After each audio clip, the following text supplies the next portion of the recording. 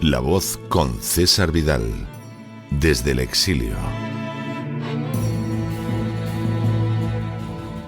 Muy buenos días, muy buenas tardes, muy buenas noches y sobre todo muy bienvenidos a esta nueva singladura de La Voz.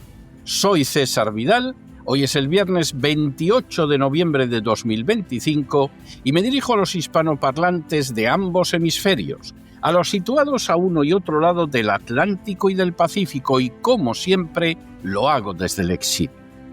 Corría el año 1803 cuando Alexander Hamilton, uno de los padres fundadores de Estados Unidos, escribía respecto a la inmigración lo siguiente: The United States have already felt the evils of incorporating a large number of foreigners into their national mass, by promoting in different classes different predilections in favor of particular foreign nations and antipathies against others.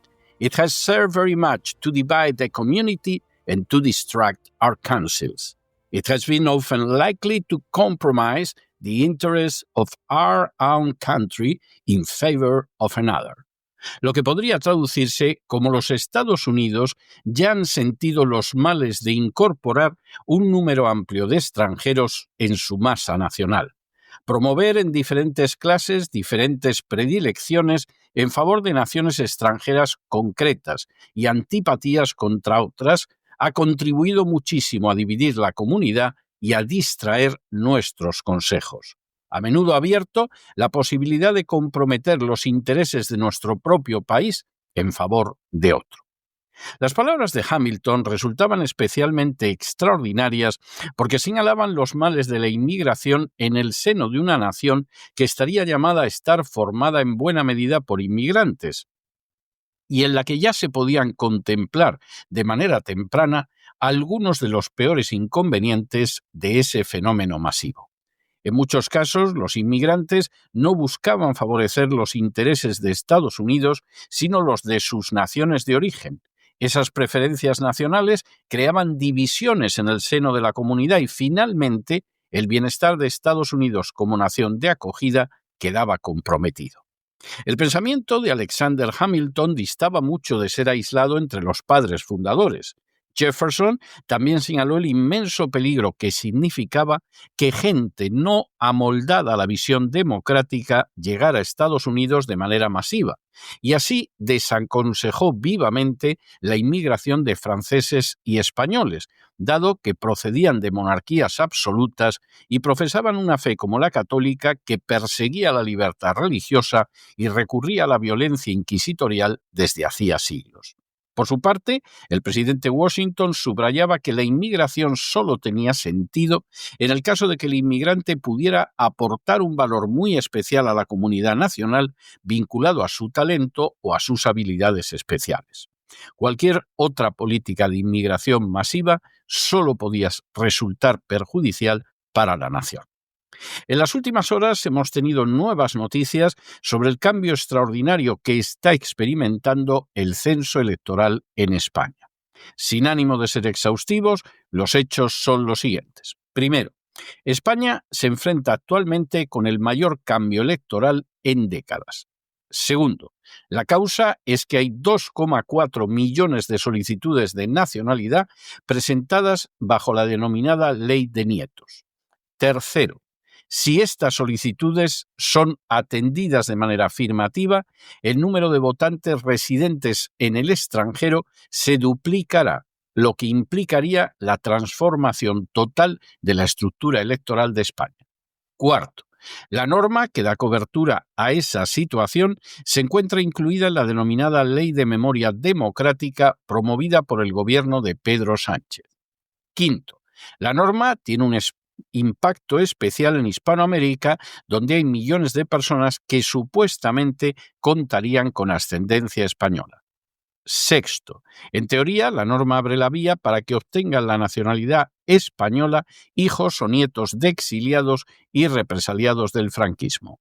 Séptima, la realidad, sin embargo, es que está siendo aprovechada por miles de personas cuyos antepasados no salieron de España por razones políticas, sino meramente económicas. Octavo, un ejemplo evidente de la desconexión entre la política y la realidad es Argentina, donde el Consulado de Buenos Aires acumula unas 900.000 peticiones de nacionalidad española, cuando es evidente que el número de refugiados españoles durante el franquismo fue muy reducido. Noveno. Lo mismo puede decirse de otras naciones como Cuba, donde la emigración política fue muy escasa, pero la económica, que incluía gente que combatió a las órdenes del mismo Franco, se mantuvo hasta la Revolución a finales de los años 50 del siglo pasado. Décimo.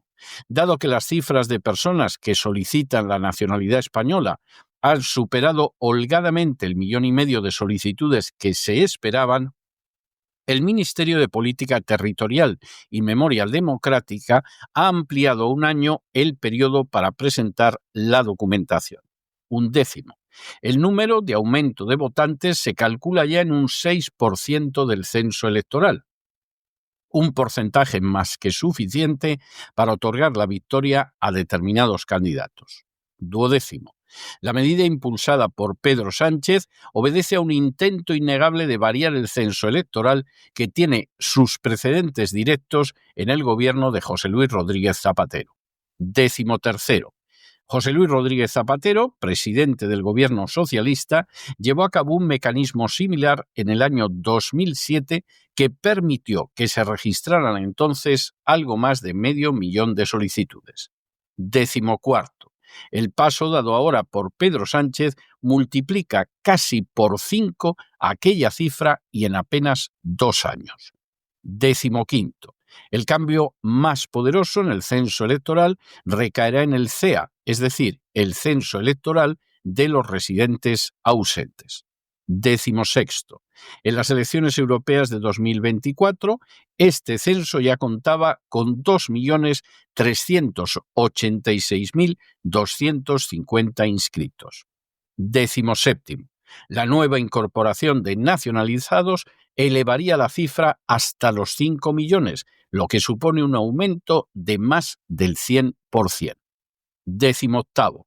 Estas medidas cambian radicalmente el peso del voto exterior, que hasta ahora ha sido marginal y además con tasas de participación tradicionalmente bajas. 19. De hecho, el voto situado fuera de España pasaría a tener una influencia equivalente a la de comunidades autónomas enteras. Y 20, el resultado innegable es que España avanza hacia un escenario electoral en el que habrá millones de nuevos ciudadanos con derecho a voto y un peso político exterior que nunca antes había existido, mientras que en paralelo se reduce el peso electoral de los españoles originarios. Desde hace décadas, la agenda globalista ha concebido la inmigración masiva como un instrumento de destrucción de naciones y de modificación demográfica que altere su naturaleza para sustituirla por una masa amorfa sin identificación con el país y fácilmente manipular. Si en el caso de Europa Occidental esa masa migratoria procede de África y Asia y de manera muy especial de países islámicos, en el caso de Estados Unidos tiene su origen fundamentalmente en Hispanoamérica. En todos los casos se cumplen los temores de Alexander Hamilton. Los recién llegados se identifican especialmente con sus países de origen. Intervienen en la política de su nueva nación en relación con sus viejos países. Pueden dividir a la comunidad nacional y, por lo tanto, no avanzan los intereses nacionales nuevos. Para remate, como señalaba Washington, en multitud de ocasiones no aportan nada especial que no puedan aportar los nacionales y, desde luego, como indicó Jefferson, pueden contar con unas estructuras psicológicas y espirituales que choquen frontalmente con los principios democráticos. Ese peligro, que resulta evidente en Europa y en Estados Unidos, se multiplica de manera especial en el caso de España, que recibe conjuntamente ambos flujos migratorios. Así, más del 30% de los nuevos españoles son marroquíes, lo que implica un cambio demográfico en España que choca con su cultura y de manera muy especial con sus intereses nacionales, ya que Marruecos desarrolla una política agresivamente antiespañola que ahora apoyan centenares de miles de españoles de origen marroquí. Al mismo tiempo, España es objeto de una enorme inmigración hispanoamericana que viene favorecida por el deseo del Partido Socialista de cambiar el censo electoral. Utilizando la excusa de la Guerra Civil Española y el franquismo, primero Zapatero y luego Pedro Sánchez, han abierto la puerta a la entrada de millones de extranjeros en el censo electoral. Quien ahora se dirige a ustedes ha conocido a centenares de solicitantes hispanoamericanos de la ciudadanía española. Independientemente de las razones que puedan existir para su concesión, ni uno solo tenía antepasados que hubieran combatido contra Franco o que se hubieran exiliado por motivos políticos durante su dictadura. Todos ellos, sin excepción, buscaban un pasaporte como el español que les permitiera acceder a la Unión Europea sin limitaciones y que abriera la puerta además a percibir prestaciones por las que no habían cotizado jamás, como es el caso de las pensiones no retributivas. Debe decirse, en honor a la verdad, que no era la única puerta falsa abierta a que extranjeros se valieran de los beneficios de la ciudadanía española. Por ejemplo, cuando se decidió otorgar la ciudadanía española a los descendientes de los judíos sefardíes expulsados de España en 1492, se pretendió compensar un drama histórico de hacía nada menos que 5 siglos.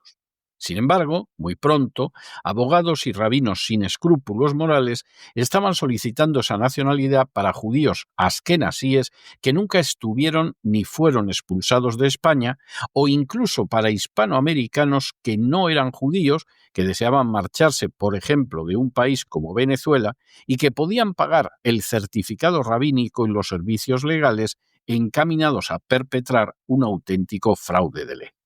Todo ello perjudicando a los verdaderos descendientes de los sefardíes expulsados en 1492.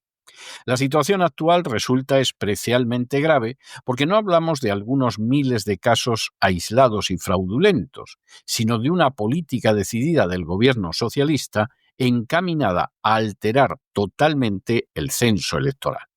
Aquellos que han visto a dirigentes socialistas moviéndose por Hispanoamérica e invitando a sus ciudadanos a convertirse en españoles, saben que aquí no se trata de compensar a los nietos de los republicanos, sino de crear un nuevo censo en que el voto clientelar vaya en la dirección que le marque el Partido Socialista.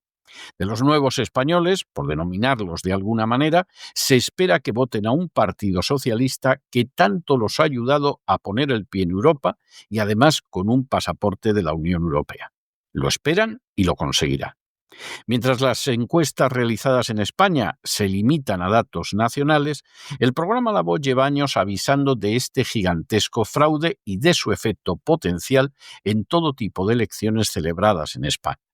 Los nuevos españoles de Sánchez quizá ni siquiera vengan a vivir a España, pero votarán en un porcentaje no menor del 6% del censo electoral. Lo harán incluso en el extranjero y tendrán un peso mayor que el de comunidades autónomas enteras. Actuarán además en favor de quien les ha dado esa entrada en la política española sin exigir nada a cambio y proporcionándoles, por el contrario, beneficios que jamás habrían imaginado. Es dudoso que a lo largo de la historia de la humanidad se haya podido comprar el voto de millones de personas con tanta facilidad y que con tanta facilidad los ciudadanos naturales de una nación se hayan visto robados su futuro de forma tan sencilla y evidente. Pero esto es lo que pasa cuando la política de inmigración de un país no obedece al beneficio nacional, sino a intereses totalmente bastardos.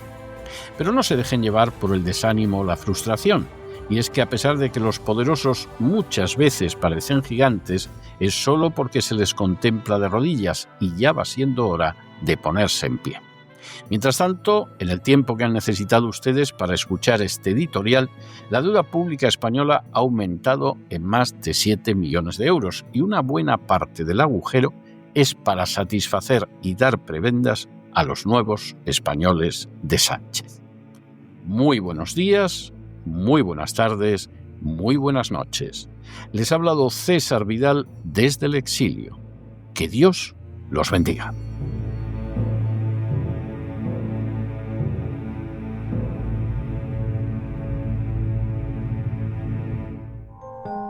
Sección patrocinada mediante crowdfunding con el siguiente mensaje: Nuestro Señor Jesucristo, el único Dios verdadero, es misericordioso y nuestro Salvador.